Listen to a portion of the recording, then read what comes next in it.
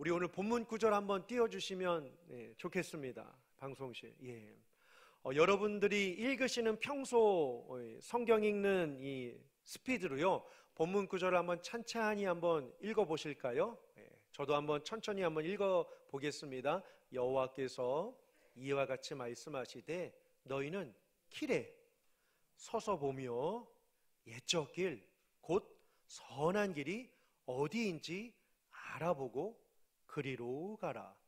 너희 심령이 평강을 얻으리라 하나 그들의 대답이 우리는 그리로 가지 않겠노라 하였으며. 아멘.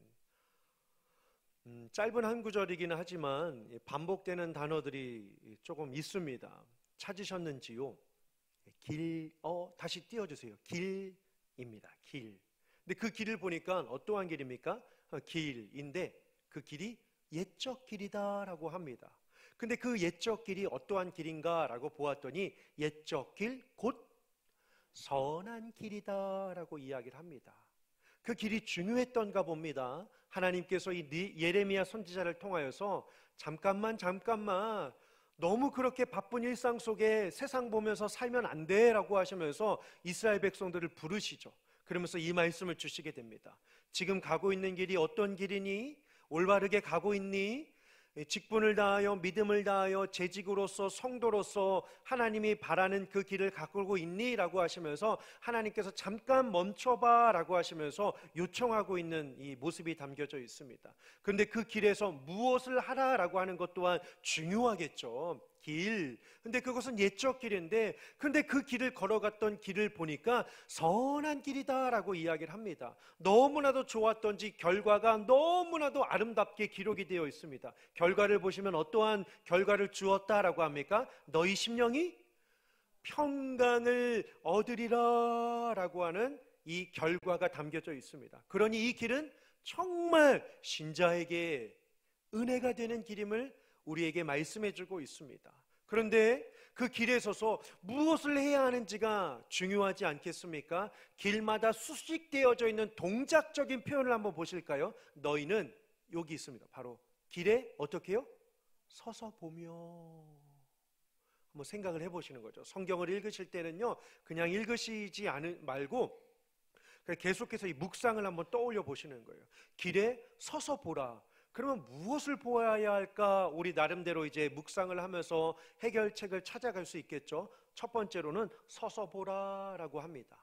두 번째는요, 이쪽에 있습니다. 두 번째 줄에 어디인지 알아보라라고 합니다. 첫 번째는 서서 보라는 거죠.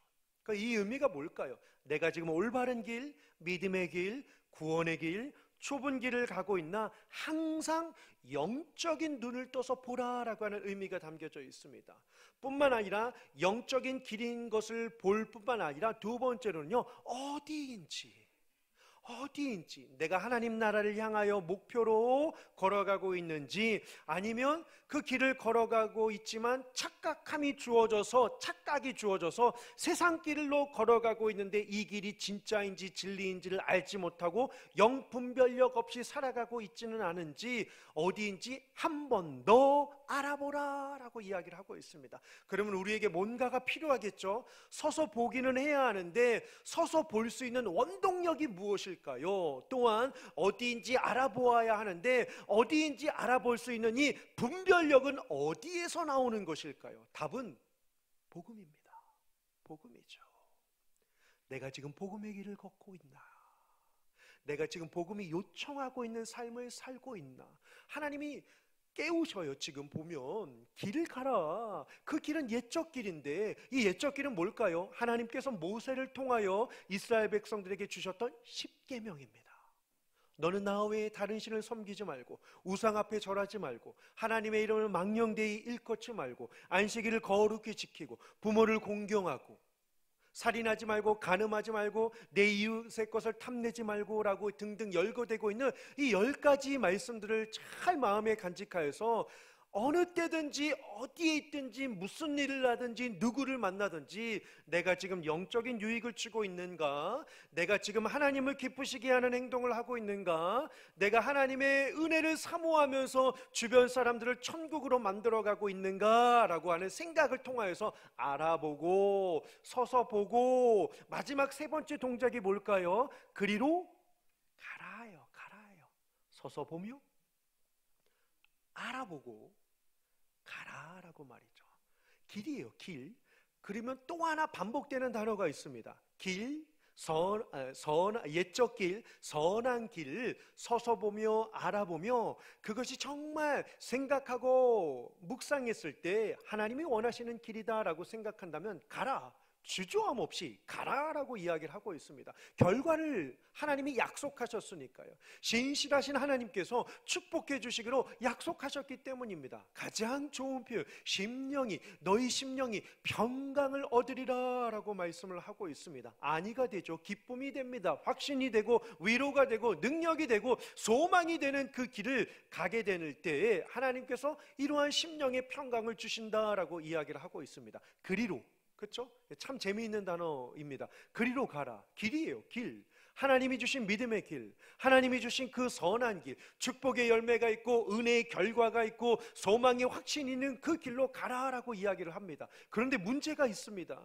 하나님이 신신당부를 하면서 잠깐만 어느 길로 가고 있니? 그 길은 옳은 길이 아니야 라고 하시면서 주님이 말씀하시면서 멈춰 세우고 있는데 이 짧은 한 구절 안에요, 6장 16절에요 이스라엘 백성들이요 즉각적인 반응을 합니다.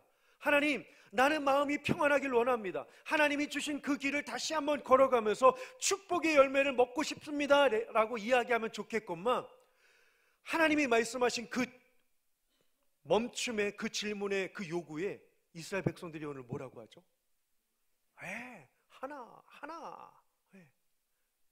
그들의 대답이 우리는 그리로, 길, 옛적 길, 선한 길로 가지 않겠노라 라고 하나님 앞에 이상한 떳떳함 아닐까요? 여러분들 어떻게 보십니까? 이스라엘만의 문제가 아니겠죠. 오늘 이 시대를 살아가고 있는 우리들 또한 마찬가지 아닐까요? 하나님이 주신 축복이 이 안에 있습니다. 하나님이 우리에게 예비하신 은혜가 있습니다. 하나님이 원하시는 믿음의 요구가 있습니다. 그런데 우리는 때마다 이 죄가 우리의 삶을 얼마나 공격하고 괴롭히고 머뭇거리게 하는지 우리는 너무나도 잘 알고 있습니다. 사실 저는 충분히 이해가 됩니다. 이스라엘 백성들이 믿음이 없어서 이랬을까요?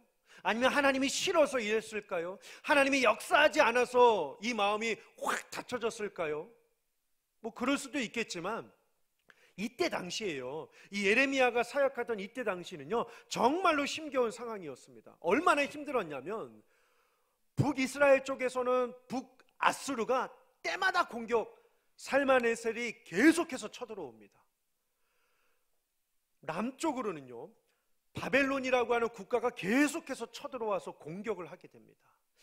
견딜 수가 없을 만큼요. 어떻게 표현해야 이해가 될지 모르겠습니다. 혹시 살면서 총성 소리 한번 들어보신 적 있습니까? 빵 하는 이 총소리요. 혹은 탱크가 지나가는 우구구구구구구구 하는 그러한 소리 한번 들어보신 적이 있으십니까? 잠깐 빵 하는 0점 몇몇 초의 이 총성 소리도 클 뿐만 아니라 계속해서 지나가는 이 탱크의 소리도 사람의 길을 엄청나게 불편하게 만듭니다. 우리가 가만히 있다가도요 의식하지 못하다가 뭔가 쿵 떨어졌을 때 어떻죠? 깜짝 놀라는 것처럼 말이죠. 그런데요 2년이라고 하는 긴 시간 동안 때도 없이 밤낮을 가릴 것 없이 위로는 아수르가, 밑으로는 바벨론이 이스라엘 백성들을 계속해서 침략하고 공격하고 공략하고 몰수하고 빼앗아 갑니다. 살 여유가 있었을까요? 희망이 있었을까요? 정말 하루하루가 지옥 같았을 것이고 곤욕스러운 삶이 그들에게 계속해서 이어지게 됩니다. 그냥 찾아오는 것만으로도 이 위압감이 되는데요 찾아와서 집에 있는 모든 것들을 다 일탈해 갑니다. 다 빼앗아 가죠. 심지어 시간이 흐르고 나서는요 뭐까지 빼앗아 가냐면요 가정에 있는 부녀들까지도, 자녀들까지도 예레미야 말씀을 보시면 길거리에 청년이 없을 정도로 청년들을 다 데리고 이들이 빼앗아 갑니다. 이것도 빼앗은 것도 모자라서 뭘 하냐면요, 음식을 빼앗아 갈 뿐만 아니라 모든 물줄기를 다 차단시켜 버립니다. 먹을 것이 없고 목이 갈증이 나는 상황 속에서요, 말씀을 보시면 이들이 어떠한, 이스라엘 백성들이 어떠한 지경에까지 이르게 되냐면 대변을 먹어요. 소변을 마시는 지경에까지 이르게 됩니다. 그러니요, 이 상황 속에서 이들이 할 수 있는 것은, 정말 우리가 죄를 지어서 하나님이 우리를 이렇게 치시는구나, 우리가 다시 한번 회개하며 회복하자라고 했다라고 한다면 그들의 상황이 쉽게 빨리 좋아졌겠지만, 안타까운 것은요, 이때 당시의 상황을요, 열왕기하 17장 15절 하반절에서 이렇게 이야기를 하고 있습니다. 17장 15절 보시면요, 이들이 세 가지를 버려요. 율례를 버리고, 첫 번째 줄 제일 끝에 있는 언약을 버리고, 두 번째 줄에 있는 말씀을 버렸다라고 합니다. 율례와 그의 조상들과 더불어 세우신, 이게 옛적이거든요. 옛적 길, 선한 길인데요, 율례를 버리고 언약을 버리고 경계하신 말씀을 버렸다라고 이야기를 합니다. 말씀을 버리니까, 말씀으로 채워지지 않으니까 이 공허한 마음에 그들이 뭘 채우죠? 허무한 것, 허망한 것을 뒤따라갔다라고 이야기를 하고 있습니다. 오죽했으면 뭐라고 합니까? 마지막 17장 15절 하반절에요, 뭐라고 하죠? 사방의 이방 사람을 따라갔다라고 이야기를 합니다. 사실 하나님은요, 경고하셨습니다. 율법을 주시고 말씀을 주시고 십계명을 주실 때마다 이 말씀을 지키는 것이 쉽지만은 않을 것이다. 하지만 유혹에 넘어가지 말고, 경배하지 말고, 경외하지 말고, 제사하지 말고, 섬기지 말라라고 말이죠. 화면 한번 보실까요? 다음 이어지는 동일한 장의 35절이에요. 17장 35절입니다. 왜? 하이라이트 된 거 보시면 경외하지 말라 하셨습니다. 경배하지 말라, 제사하지 말라, 섬기지 말라라고 하셨는데, 이들이요, 이게 아무것도 되지를 않으니까 하나님을 더 찾기보다는 사방 이방 사람들을 따라서, 이 열왕기하 17장을 보니까요, 일월 성신을 숭배하고 우상 앞에 절하고 복술과 사술, 이 점을 보기도 하였고요. 이것도 안 되니까 뭘 하냐면요, 자기의 아들, 딸들을요, 불 가운데로 지나가게 합니다. 자기의 아들, 딸들을 바알과 몰렉, 아세라 신에게 바쳤다라고 이야기를 합니다. 이것도 안 되니까요, 자기 몸의 일부를 잘라서 그 신에게 드려서 위기를 모면하려고 발버둥 치는 모습이 이 안에 기록이 되어져 있습니다. 이 모습을 보시는 하나님의 마음이 얼마나 아프셨을까요? 하나님은 멈추어라, 하지 말라라고 하였지만 이스라엘 백성들은요, 이어지는 다음 구절입니다. 열왕기하 17장 40절에요. 그러나 그들이 어떻게 해요? 듣지 않았습니다. 오히려 이전 풍속대로 행하였더라 라고 말씀을 하고 있습니다. 이들의 마음에 뭐가 없어서 그랬을까요? 이들의 상황과 오늘 우리의 상황을 한번 견주어서 한번 살펴보시길 원합니다. 참 안타까운 모습이죠. 그래서요, 우리 가운데 정말 필요한 것은요, 바로 이 복음입니다. 그러면 우리는 이 하나님께서 주신 이 복음을요, 어떻게 하면 간직하고, 어떻게 하면 귀히 여기고, 어떻게 하면 이 복음적인 삶을 살아갈 수 있을까요? 이 느헤미야 당시 가운데요, 이스라엘 백성들이 폭삭 주저앉아 있었습니다. 영적으로도 세상적으로도 삶적으로도요, 희망과 소망이 없는 이 절망의 상황 가운데요, 한 가지 희망적인 사건이 등장을 합니다. 어느 날 hil기야라고 하는 대제사장이 성전을 수축하며 성전을 청소하다가 먼지가 뽀얗게 쌓여져 있는 율법책을 발견하게 됩니다. 그 자리에서 성경을 딱 읽는데 마음에 벅찬 감동이 찾아오게 되자 이 말씀을 가지고 누구에게 찾아가냐면, 느헤미야 당시에 학사 겸 제사장인 누구일까요? 그렇죠, 에스라에게 찾아가서 이 말씀 좀 읽어달라고, 이 말씀 좀 알려달라고.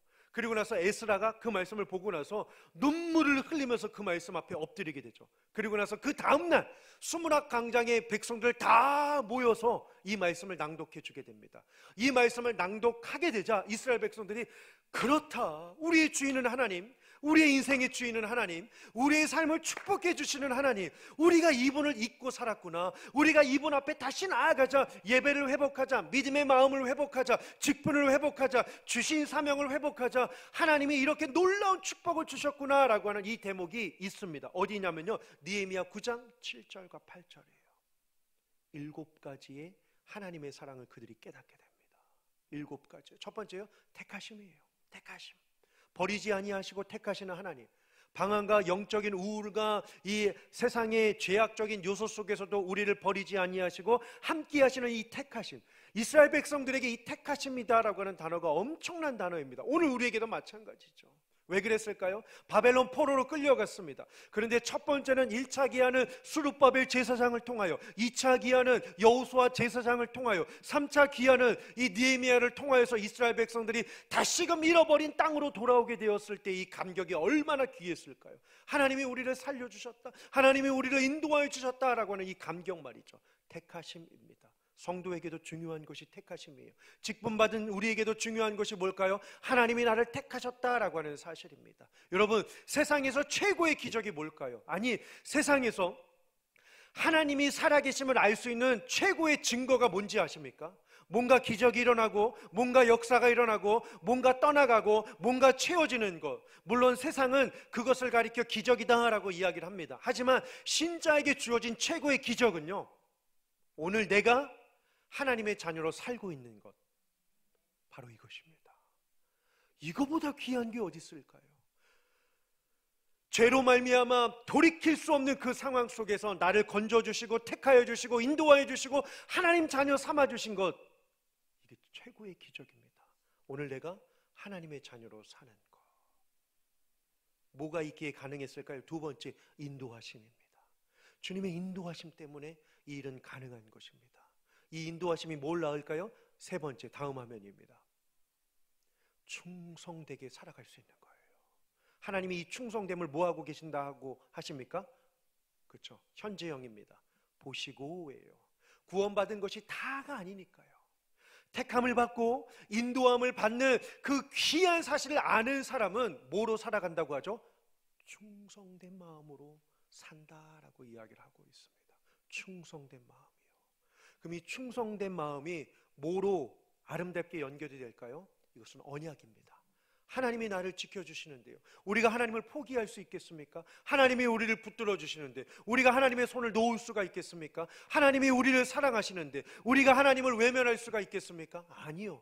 우리는요, 하나님과의 관계는 형제의 관계도 아니라, 어떠한 친구 관계도 아니라, 어떠한 조직적인 관계도 아니라, 보혈의 피로 맺어진 영원한 믿음의 자녀로 만들어진 관계임을 믿으시기를 주님의 이름으로 축원합니다. 언약의 관계죠. 보혈의 은혜로 만들어진 언약의 관계다라고 하는 사실입니다. 이어지는 다섯 번째로요, 우리에게만 이 축복을 주신 것이 아니라 놀라운 축복은요, 주 예수를 믿으라 그리하면 너와, 그렇죠, 내 집이, 언약의 씨앗, 언약의 후손, 축복의 세대까지 하나님이 지켜주심을 약속해주고 있습니다. 그의 씨에게 주리라, 그의 씨에게 주리라. 왜요? 세상은 할 수 없지만 유혹과 죄로 인하여 우리의 자녀손들을 흔들고 하나님께 집중하지 못하고 하나님을 찬양하지 못하고 믿음의 길을 걸어가지 못하도록 숱한 방황과 고난을 통하여 우리에게 유혹이 넘실거리며 찾아온다라고 할지라도, 여러분, 하나님은 누구십니까? 여섯 번째로요, 어떻게 해요? 그렇죠, 이게 능력입니다. 이게 능력이에요. 말씀대로 어떻게 하시는 분이시라고요? 이루시는 분이시다라고 이야기를 하고 있습니다. 올 한 해 하나님의 말씀이 가정 안에, 직장 안에, 자녀손들의 인생 가운데 충만하게 이루어짐을 통하여서 나타나 보여주시는 하나님의 일들을 목도하며 나아가는 귀한 한 해로 우리 하나님께서 인도하여 주실 줄 믿습니다. 왜요? 우리 주님은 일곱 번째로 뭐라고 합니까? 의로우신 분이시니까요. 이게 의로움이 뭘까요? 보면 볼수록 미운 존재인데 그럼에도 불구하고 사랑해 주시는 것이 의로움입니다.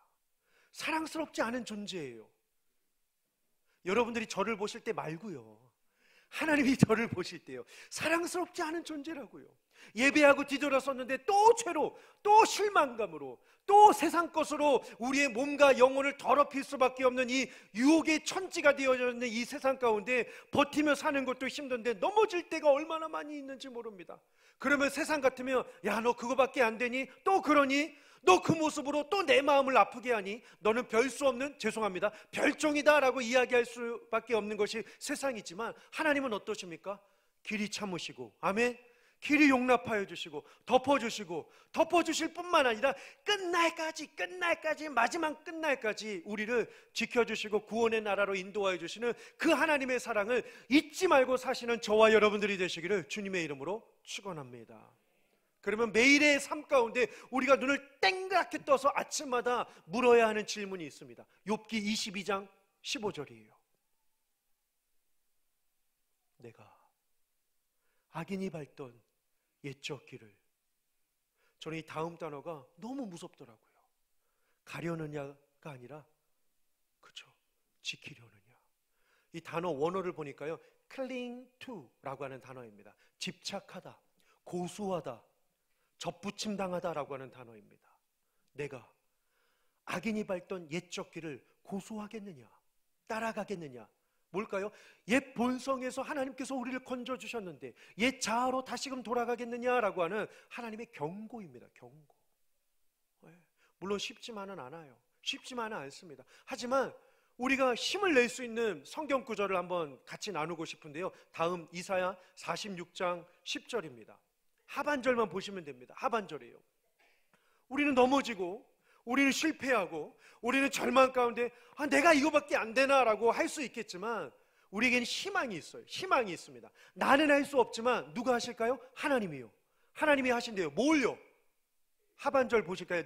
시작. 내가 나의 모든 기뻐하는 것을 이루리라. 아멘. 믿으십니까? 누가 하신다고요? 하나님이 하신다라고 하는 사실입니다. 그럼 우리는 뭘 하면 되죠? 하나님께 전적 위탁하면 됩니다. 전적 위탁. 시간을 드리고 마음을 드리고 생각을 드리는 것. 시간을 드리고 마음을 드리고 생각을 드리는 것. 그러면 하나님께서 우리의 인생을 시작하셨는데요, 포기하지 않으십니다. 끝까지 이루어 가실 것을 우리는 기억하며 살아야 합니다. 이에 우리가 지켜야 할 것 3가지가 있어요. 첫 번째로는요, learn about이에요. 다음 화면입니다. learn about. 하나님이 기뻐하시는 것을 이루기 위하여 우리가 해야 하는 것, 하나님을 기뻐하시고 준비하시고 주시기를 원하신다면 우리도 뭔가 반응을 해야 되지 않겠습니까? 그렇죠? 우리가 반응해야 돼요. 어떠한 반응일까요? 바로 이 첫 번째입니다. learn about. learn은 뭘까요? 배우는 거예요. about, 무엇에 대해서요? 복음에 대해서. 복음을 배우는 것, 하나님을 아는 것, 예수 그리스도가 어떠한 은혜를 우리에게 주셨는지를 우리는 알며 매일의 삶에서 그 알매 기쁨으로 우리는 살아가야 합니다. learn about. learn about. 대표적인 구절이 있어요. 요한일서 5장 20절입니다. 다 함께 한번 읽어보실까요? 또 아는 것은 하나님의 아들이 이르러 우리에게 지각을 주사 우리로 참된 자를 알게 하신 것과 또한 우리가 참된 자 곧 그의 아들 예수 그리스도 안에 있는 것이니 그는 참 하나님이시요 영생이시라. 아멘. 여호와를 경외함이 무엇의 근본이라고요? 지식의 근본이다라고 이야기를 합니다. 하나님이 우리에게 지각을 주셨대요. 왜 주셨대요? 두 번째 줄이에요. 왜? 지각을 주신 이유가 있습니다. 지혜와 지식과 총명과 명철을 주신 이 이유가 있다고요. 이유는 뭘까요? 참된 자를 알게 하신 것입니다. 이 참된 자가 뭘 주셨는데요? 마지막 하반절 마지막 단어 2가지입니다. 그렇죠? 영생이에요. 참 하나님이 우리에게 영생. 예수 그리스도는 인간의 몸을 입고 이 땅에 오셨지만 인간으로서만이 아니라 참 하나님으로서 오신 것과 참 하나님이시기에 부활의 은혜를 우리에게 주시고 부활의 사건을 통하여서 우리에게 영생을 주신 분을 우리에게 알게 하시기 위하여 하나님께서 지각을 주셨다라고 이야기를 합니다. 올 한 해 예수 그리스도를 아는 그 깊이가 깊어지고 넓이가 넓어지기를 주님의 이름으로 축원합니다. learn about. 배워야 돼요. 알아야 합니다. 그러면요, 주님을 알면 우리는 어떻게 살 수 있을까요? 두 번째요, learn with입니다. 보실까요? learn with요. 함께 가는 공동체가 되는 겁니다. 함께 배워간다고요. 함께 나아가는 공동체가 되는 것입니다. 요즘에요, 교회가 정말 많습니다. 분파도 많고 종파도 많고 교단도 많고 얼마나 나누어졌는지 몰라요. 나누게 된 배경은요, 교리 때문이에요. 교리. 그렇죠? 이 교리 때문에 이 교단도 여러분, 그렇죠? 교회 오늘도 이 새가족분들 많이 보이시는데요. 여러분 교회 정하시기 힘드시죠? 아까 2부 때도 새가족이 등록해가지고 저한테 이야기를 하시는데 이사를 와가지고 교회를 정하는 게 정말 힘들다고 합니다. 다 장로교가 아니더라고요. 다 감리교가 아니에요. 다 명칭은 있는데요, 기독교 침례의 기독교 얼마나 이게 복잡한지 몰라요. 대한예수교 장로에도 이게 얼마나 많이 있는지 모른단 말이죠. 그러면요, 중요한 건 딱 한 가지예요. 교회가 교회다워질 수 있는 방법은요, 다른 게 없어요. 어디에서 모델을 찾아야 될까요? 초대교회에서 찾으시면 됩니다. 초대교회는 교회의 어머니입니다. 그때는 교회 분파가 없었어요. 그때는 이 교회가 얼마나 아름답게 성장하고 부흥해 갔는지 우리가 볼 수 있지 않습니까? 그러면 원인이 있겠죠. Learn with, 함께 배우고 함께 살아갈 수 있는 비결이 뭔지 아십니까? 자, 예수님이 승천하셨습니다. 그러자마자 마가의 오순절에 다락방에 120명이 모여서 뭘 했을까요? 그렇죠, 기도했습니다. 기도해요. 교회가 배워가야 함께 할 수 있는 최고의 이 동역자들과 직분자들과 재직들이 바라고 꿈꿔야 할 것은요, 함께 기도하는 공동체가 되어야 합니다. Learn with. 그 기도를 통하여 주님의 일하심을 볼 수 있고 나눔이 은혜가 될 수 있기 때문입니다. 초대교회 보세요. 바울이요 편지할 때마다요, 형제들에게 편지하노니, 이 단어가 그냥 되는 게 아니거든요. 당시 라틴과 로마와 그리스 문화에서는요, 웬만해서는 형제라고 부르지 않았습니다. 이 brothers and sisters라고 하는 이 표현이 쉽지 않았어요. 가족이 아니고서는 그냥 다 peer, 동료였어요. P-E-E-R, 동료였다고요. 근데 사도 바울이 늘 편지할 때마다 자기와 가족과 혈연관계가 아님에도 불구하고 보혈의 관계로 혈연관계가 되고 가족이 되었기 때문에 보내는 교회마다 형제들에게 편지하노니라고 이야기를 합니다. 또 공통적인 것은 뭐냐면요, 입맞춤으로 문안하노니라고 이야기를 합니다. 여러분, 누구와 입맞춤 하십니까? 입맞춤한다는 거 쉬운 게 아니에요. 가족이 아니고서는 누군가 입맞춤하는 이러한 문화와 이러한 배경은요, 쉽지만은 않습니다. 가족이 아니고서는.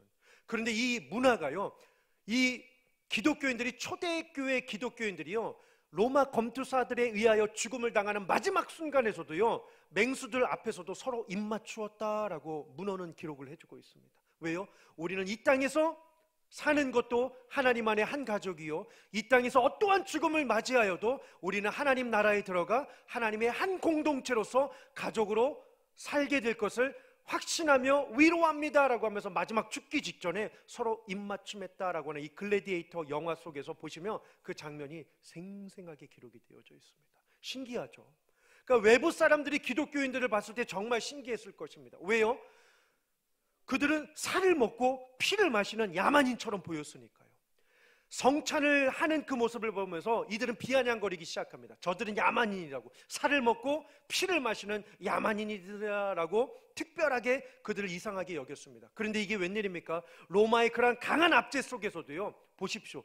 그들은 로마 사람들보다도 먹을 것이 더 없음에도 불구하고 가난했지만, 누구보다 더 가난했지만 누구보다 더 부유한 삶을 살았다라고 철학자 오리겐, 교부 철학자인 오리겐이 그 책에서 밝혀주고 있습니다. 신기한 족속이라고 말이죠. 먹을 것이 없음에도 불구하고 부유한 삶을 살았다고 합니다. 집이 그렇게 가난하게 찢어지게 가난했음에도 불구하고 잠 한 칸 잘 수 없는 그러한 적은 공간에서도 누군가 찾아오면 그 집을 열어 침대를 제공했다. 하지만 침상만큼은 더럽히지 않았다라고 이야기를 합니다. 의미심장한 이야기예요.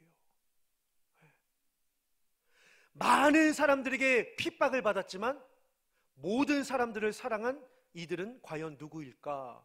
오리겐 철학자가 이러한 의문을 우리에게 제시해주고 있습니다. 그러면서 그 오리겐이라고 이 철학자가 그 책에서 제가 읽고 나서 이 교회를 교회되게 하는 건 놀라운 집사들의 힘이었다라고 그 책에서 이렇게 기록을 합니다. 그때 당시 이제 집사라고 하는 이 직분이 감당하는 것이 무엇이었냐면 교회 매일마다 교회 문 앞을 지키고 있었다고 합니다.